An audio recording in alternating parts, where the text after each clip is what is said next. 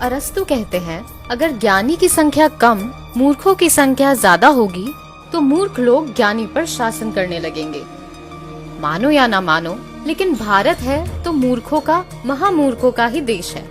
आपको ये बात भले ही अटपटी लगे, लेकिन अकाट्य तथ्य तो यही साबित करते हैं कि भारत बकायदा एक मूर्ख प्रधान देश है।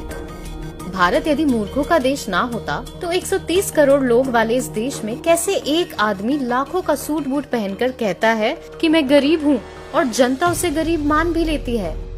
मोदी की एक ही जाति है, गरीब। भारत यदि मूर्खों का देश ना होता तो सीबीआई, ईडी, आईटी, एनआईए जैसे एजेंसियां जिस एक आदमी की कठपुतली है, वो आदमी कहता है मुझे सताया जा रहा है और लोग मान भी लेते हैं। भारत यदि मूर्खों का देश ना होता तो जिसके पास संसद में भरी बहुमत हो, जिसकी पार्टी 22 राज्यों में सत्ता में हो, वो कहे कि विपक्ष उसे संसद में काम नहीं करने दे रहा और लोग मान भी लेते हैं। भारत यदि मूर्खों का देश ना होता तो भ्रष्टाचार में जेल काट चुके लोगों को टिकट देकर भी कहता है कि मैं भ्रष्टाचार के खिलाफ लड़ रहा हूँ, लोग उसे भी सही मान लेते हैं। भारत यदि मूर्खों का देश ना होता तो जिसके शासन में सबसे ज्यादा भारतीय सैनिक शहीद हुए, वो कहता है कि दुश्मन उससे कांप रहा है। ये हमारा सिद्धांत है, हम घर में घुस के मारेंगे।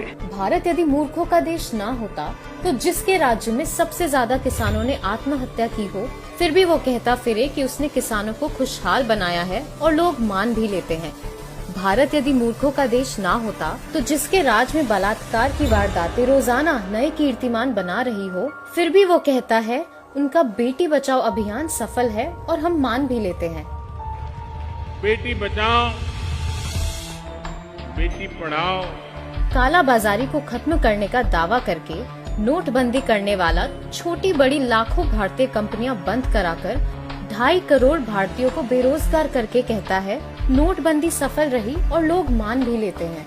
ये नोटबंदी लगी, ये सबको बाहर आना पड़ा और वही रुपये हैं जो आज इतना सारा काम हो रहा है। देश का प्रधानमंत्री कोरोना वायरस जैसी आपदा में सरकार की तरफ से की गई व्यवस्था के बारे में जानकारी देने की बजाय लोगों से ताली और थाली बजाने की अपील करता है और लोग अपनी छतें, बालकनी और गलियों में जुलूस लेकर निकल जाते हैं।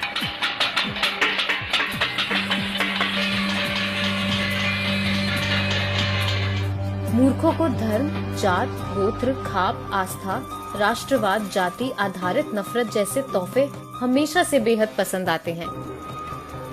आप दिल्ली में चुनाव जीतिए, नहीं तो मर जाएंगे मोदी जी।